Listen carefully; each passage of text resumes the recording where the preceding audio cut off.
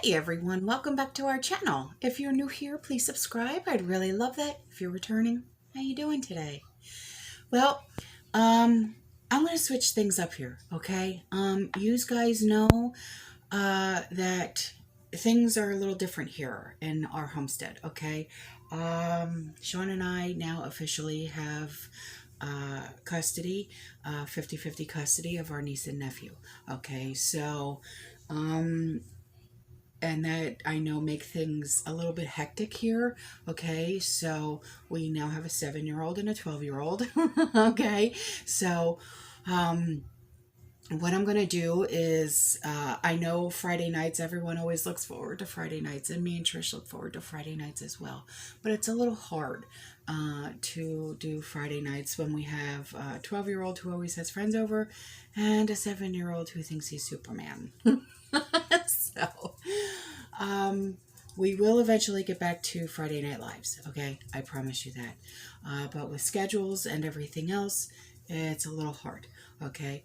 Now, what I'm going to do is, I know my videos have gotten exponentially long. So what I'm going to do is I'm going to try and make them really short, okay? And maybe do 2 videos a day. Okay, so I have my 7-year-old occupied right now. Right now. Let's just see if that lasts. But he has special needs, so I don't know how long that's gonna last, right? So I go through all of my emails that you guys send me, okay? And let's try and pump this out as much as we possibly can, okay? So, because I enjoy every single email that you guys send me. They're amazing. They really do. You guys send me the best stuff, especially when it comes to recipes and prepping tips and tricks. It's so awesome. Okay, so what we're going to start out with today is a picture that was sent to me of gas prices in this subscriber's local nearest town for regular and diesel. This is central Wisconsin for vehicles. Let's see. $4.99 for diesel, $3.99 for reg. Okay, and this was sent to me just a few days ago. So what's the name? I can't, it's for Shell, but it looks like there's a restaurant attached to the Shell gas station. The Shell gas stations around here, no gas at all. None. Yeah.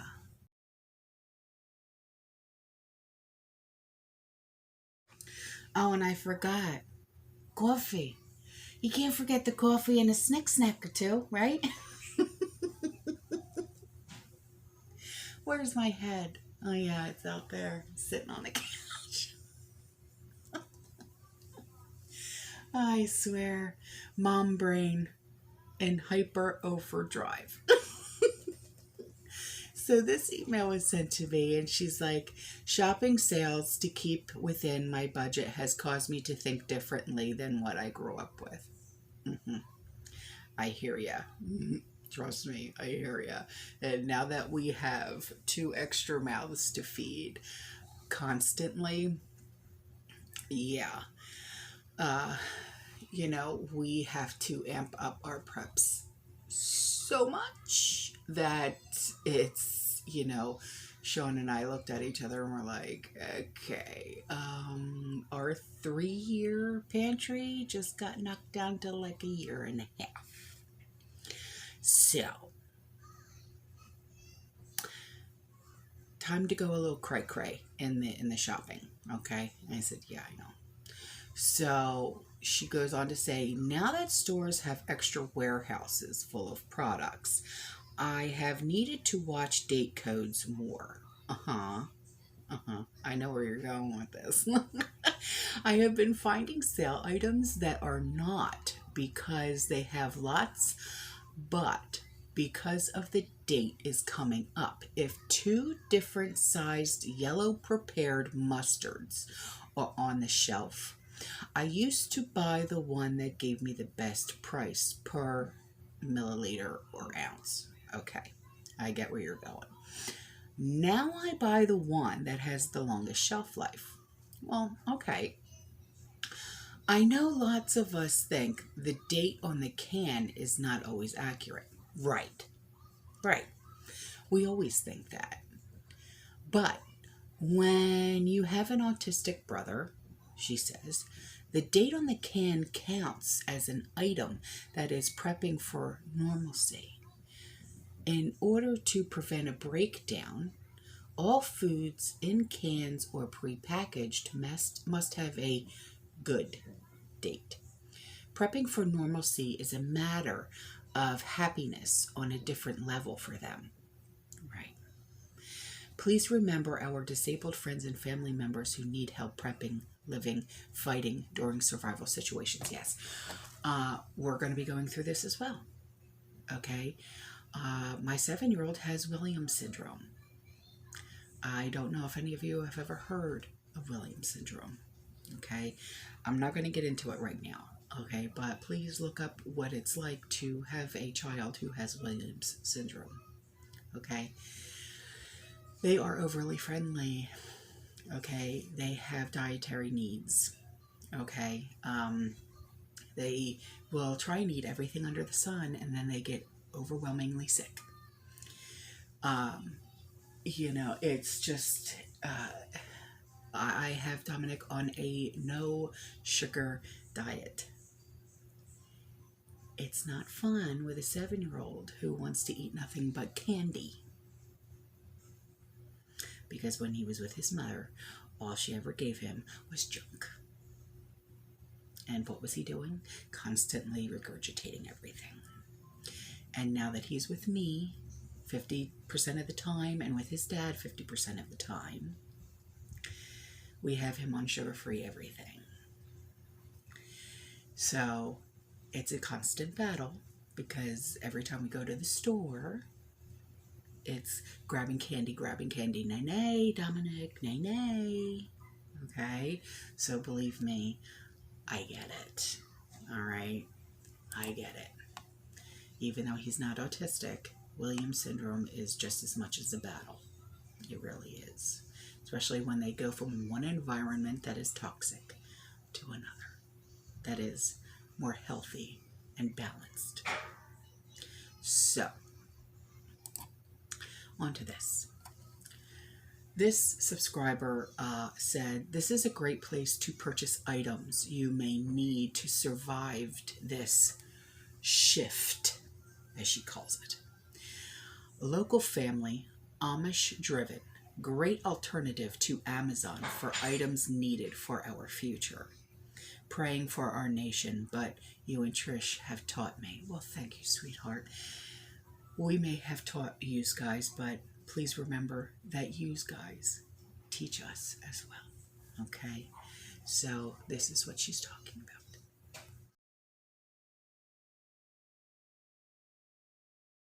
Okay, so the same subscriber, she came to me and she said, I just wanted to let you and your family know the septic system cannot cover non-duo biodegradable flushable wipes. Yes, I know. Here is the problem, primarily with outside private septic systems. First, this is your problem. Second, use more duo biodegradable products. Third, no one is coming to help. Get your 5-gallon temporary toilet in place. Google it, but get it in place. Yeah. I have built these myself, and before I became, full-blown, full-time into prepping, I used to build these and give them to the homeless community, because I used to help out with the homeless community in the Tampa Bay area all the time. She said, fourth, where is your water supply coming from? Get it in your supply before you have to question what you are purchasing. Please know it's coming to a town near you very soon. Very wise advice here. Okay, this is what she's talking about.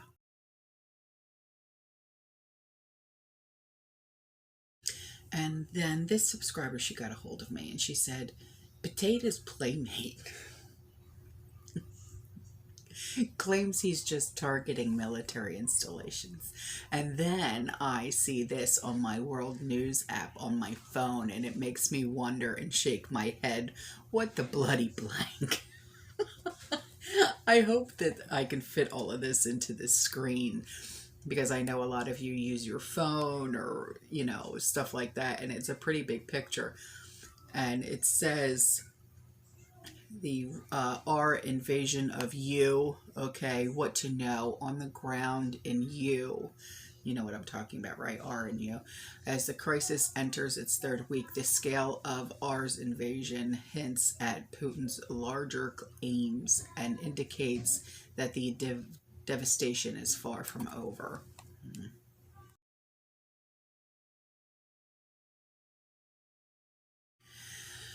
Okay, so this was sent to me by our beloved Trish. Okay, she said, this is about flour, okay, and not flowers, flour. Okay, so she attached some pictures. She said, did you know that most sizes of flour bags have been 5 pounds per bag for decades? Yeah. Today, the same in most cases. However, in prior years, a 5-pound bag of flour yielded 16 measured dry cups. Today, I personally measured out a 5-pound bag of flour into 2 separate paper lunch bags in order to insert the newly pre-measured bags into vacuum sealed bags and then vacuum seal it for future use. Yeah, this is how I have recently been storing my own flour as well. She said the bag of flour in the attached picture yielded only 15 cups. Not much different, one might say. Think again. According to the packaging listed on the nutrition facts section, it states that the bag contains 75 servings per bag and each serving size to be a quarter cup. Well, just do the simple math on that. 75 divided by 4 is 18.75. 18.75 cups, not the 15 that I so carefully leveled out, unpacked, might I add. How long have they been lying to us? We will never know, but I sure know that they are lying to us now. And this is a good brand too, not some store brand, which I always tend to question.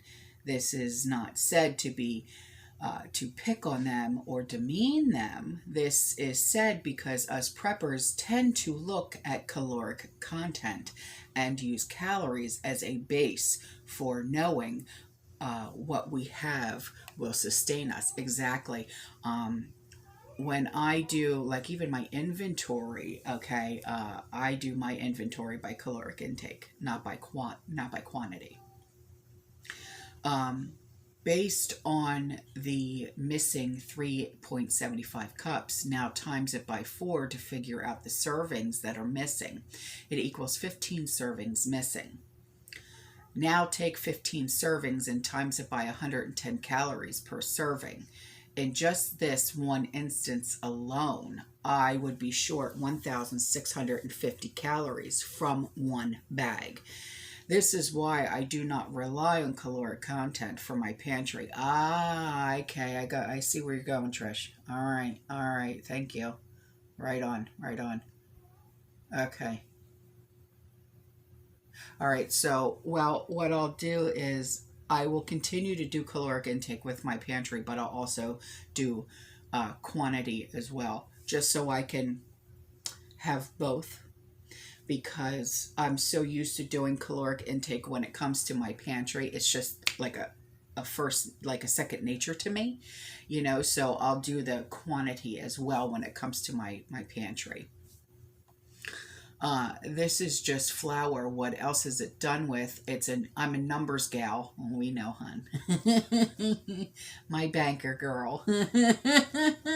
I wouldn't mention it if it was a little, but I now question: is this something from all their bags that are clearly marked 5 pounds each? How many other things are like this? This was not based on volume.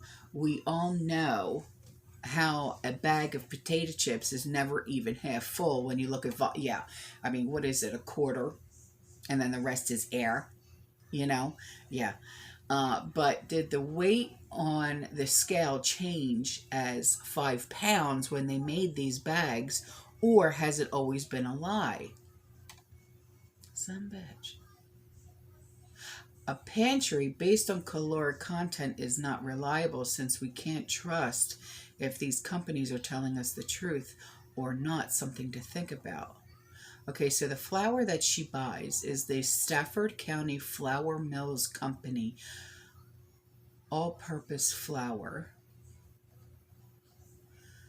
Okay. Okay, this is what she has. Okay.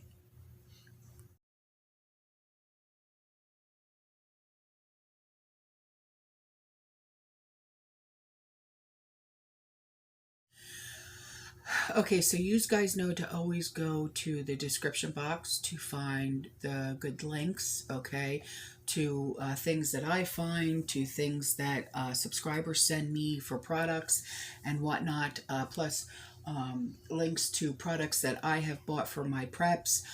Plus, there's links to businesses, small businesses that are owned by people in our community as well, okay? So this subscriber, she wants us to look at something called Breadtopia sourdough starter. It's live, she said, made from non-GMO and organic ingredients, easy to follow instructions. She makes homemade sourdough bread and sourdough starter. Okay, so that link will be in the description box below. Also, she said, check out Hoosier Hill Farm Real Butter Powder. Yes, I buy this, and I tested it. Have you ever had, you know the butter, it's called Land O'Lakes butter? You know how it has that really nice, smooth, like salted, buttery taste? That's what the Hoosier Hill Real Farm butter tastes like, okay? And it's really, really good. So if you're looking for a really good butter, powdered butter, that has like a really good authentic taste, the Hoosier Hill Real Farm Butter Powder has that good authentic taste. Okay, so that link will be in the description box below as well. Okay, so and then before I go, this subscriber, she has this to share with us. She said a couple years ago there was a contest called the Welfare Meal Challenge, or some other name. The aim was to come up with a plan in order to eat on the amount of money that food stamps provided. I was intrigued because I used to work with a single mother who had meal plans and supply lists made out a month in advance. Oh, that's interesting. Okay, so I started a plan for this contest. The contest was over too quickly, and my diet is such that it probably wouldn't work for others, but thought I'd let others know. Now I'm on a personal challenge to use only things that could be grown in a garden in my area. The meatless, beanless Roberta-BURGER is in progress. No kidding. Supplies per person per week: 3 good sized potatoes, 2 medium onions, thimble-full of flour, dry batter mix such as Fry-Krisp, and Krisp is KRISP, garlic, spice, deep fryer, and oil. Note: Day 1 and 2 need to be done in consecutive order. Day 1, onion rings. Save scraps for tomorrow. Day 2, cut French fries. Freeze for later and use scraps of potato and yesterday's onions to make tater tots. Oh, that's so cool. Day 3, cut French fries, freeze for later, and make mashed potatoes with scraps. No kidding. Day 4, baked potato with last remaining potato. Day 5, blooming onion with last remaining onion. Day 6 and 7, French fries. Cheers. That is genius. That's genius. That's genius. Oh my God. Okay, so what I'm going to do is I'm going to cut and paste this and put this in the description box below. All right, guys, I love you. I'll see you in the next one. You stay safe, you stay positive, you keep prepping. And as always, fearless. Cheers. Cheers. Ciao. That too.